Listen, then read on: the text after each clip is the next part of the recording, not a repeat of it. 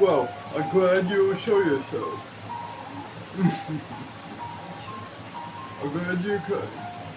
Yeah, shut up. Now die. Just die, all of you. You better not hurt my sister. Whatever way, you're gonna die.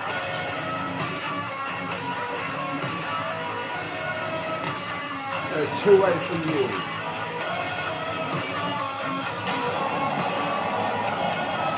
Now, Paris.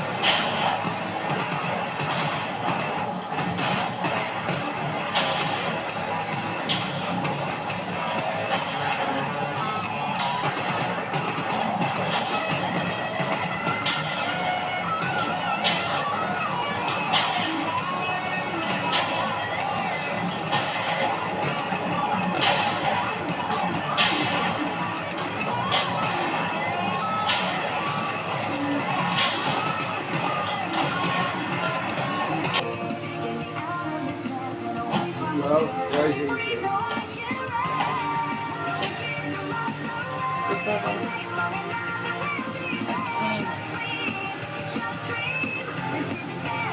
Four times. course I want to.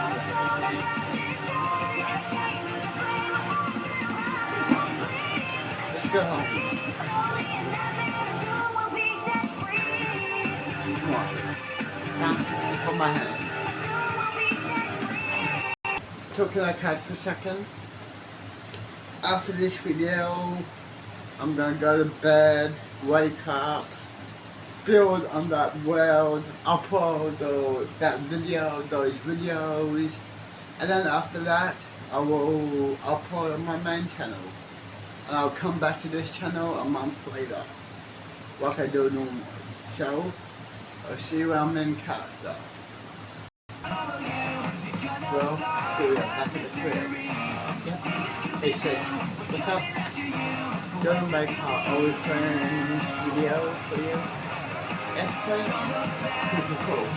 We'll make it after when we have a drink. And, you know, the room.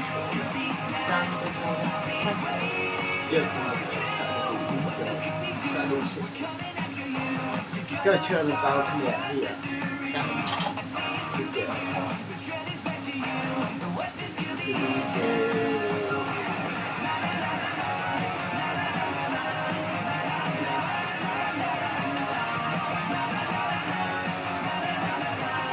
This is new, the balcony. Oh. A blonde.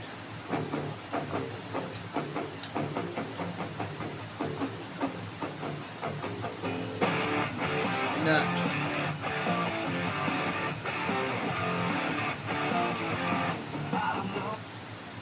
Do you have the time This to listen to me whine about nothing and everything all at once?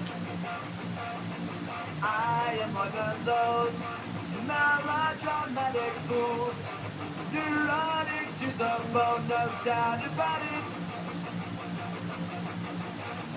Sometimes I give myself the creeps. Sometimes my mind plays tricks on me. It all keeps adding up. I think I'm cracking up. Am I just paranoid? Am I just dumb? I will use you a trick to analyze my dreams. She says it's like a sex that's bringing me down. I went to a whore. He said I was a boy. Choke with my wedding looks and bringing her down.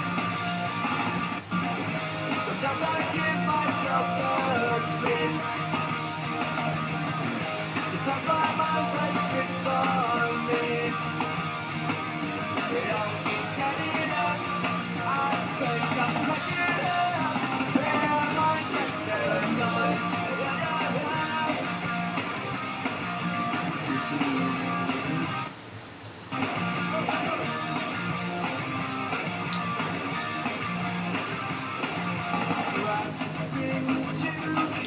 Disconnect. It's on YouTube now.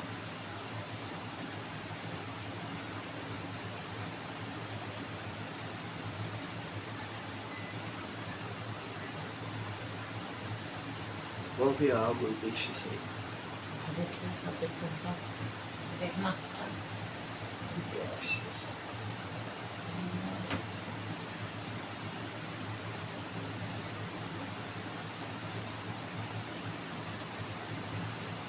Yes. His expression remained relaxed, but there was a challenge in his gaze. More curiosity.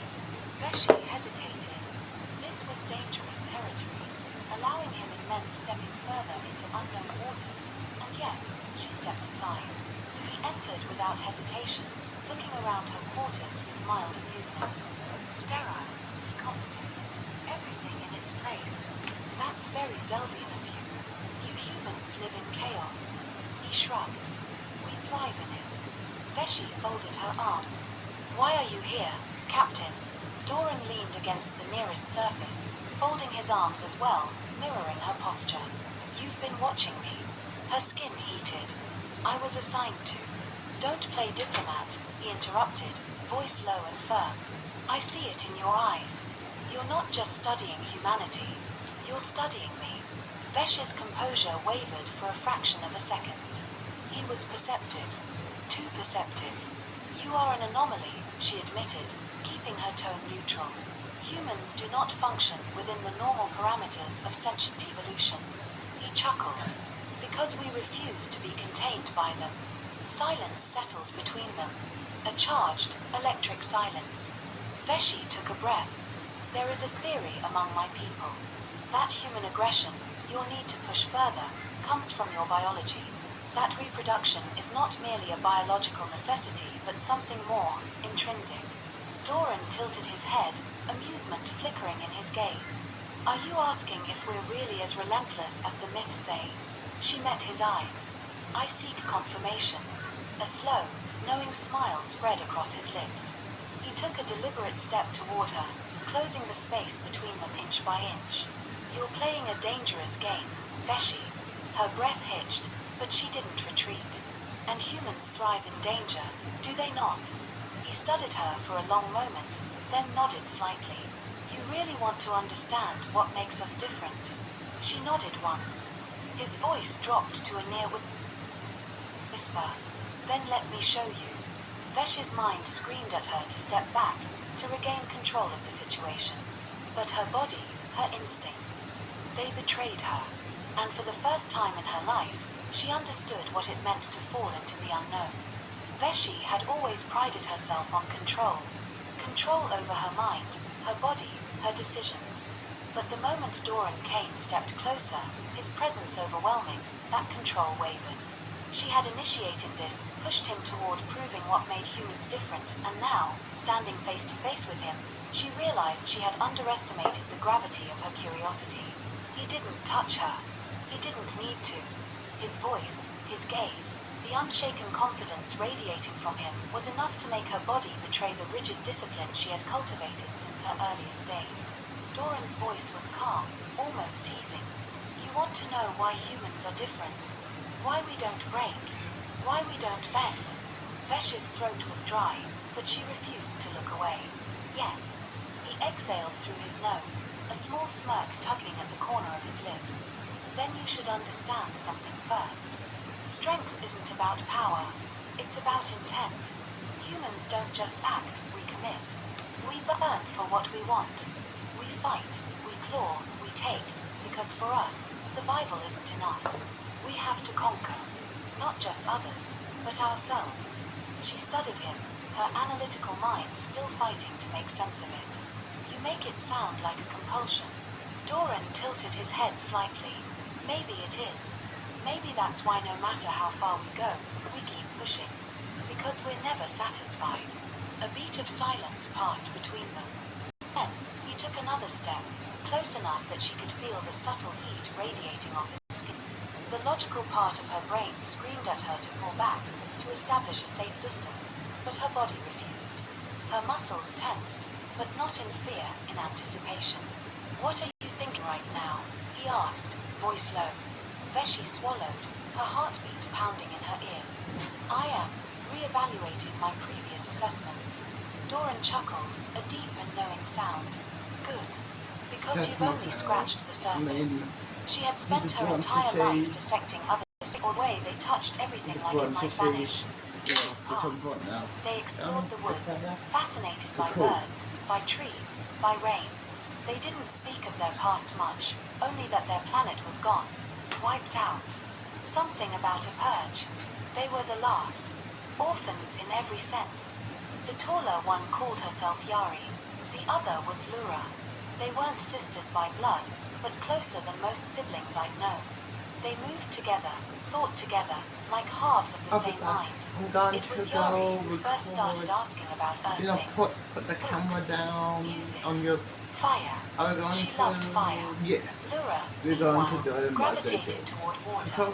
She'd sit by the Well, river for I'll be hours, back. watching I'm the going to current. put the camera, But they you were know, hiding something. I could and feel it. One night, I woke press to a sound, record, metal scraping yeah. wood. Cool, I cool, crept cool. down to the basement and found them trying to repair a strange device. A beacon. You're trying to call someone, I said. Yari turned, startled. We need to know, if they come. Who? She looked away. They hunted us, Lura whispered. They may hunt again. I didn't ask more. Not yet. Instead, I taught them how to cook, how to read, how to use a phone. They picked it up fast, faster than any human could. They weren't just aliens. They were built different. Smarter. Sharper. And still, they refused to sleep in separate beds. At night, I'd hear them whispering in that melodic tongue.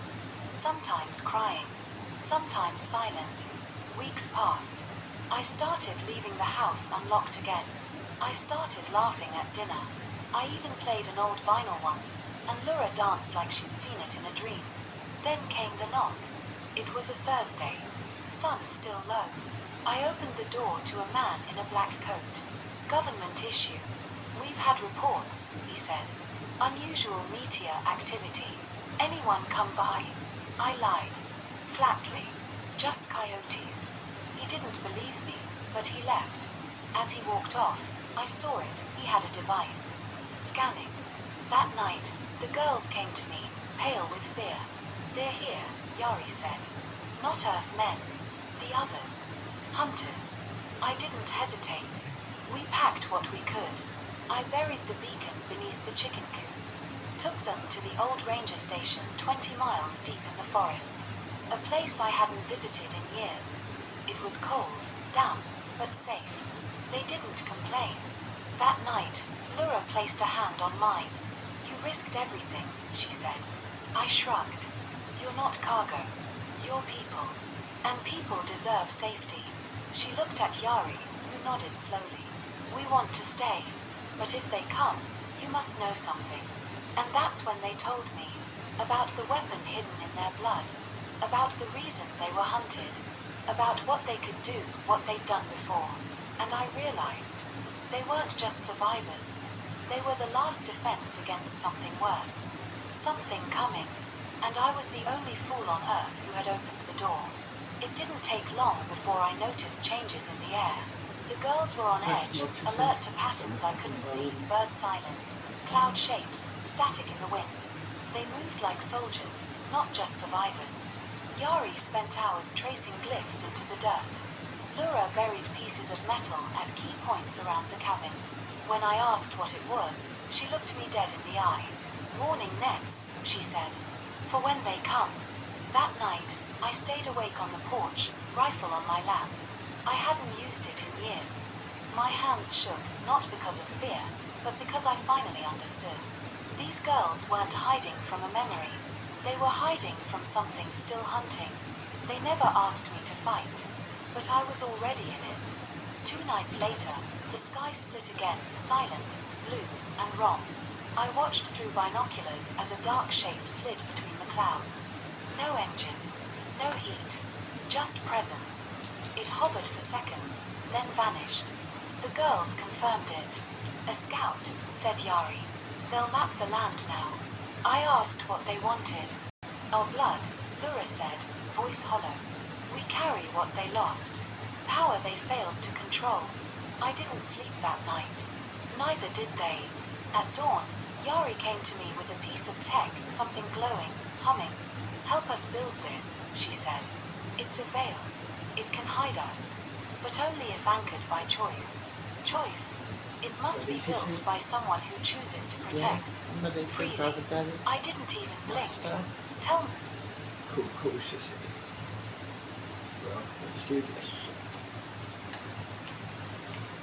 Come on.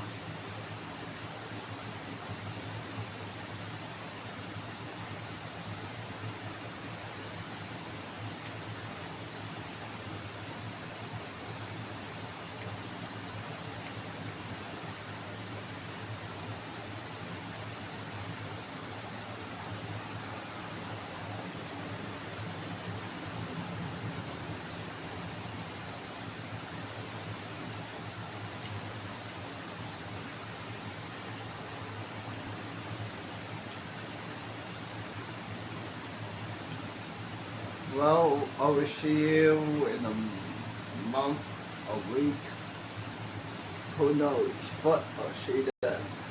Really necessary to do all the friends video? Yeah. Cool. Well, I'll see you a month, a week, or no.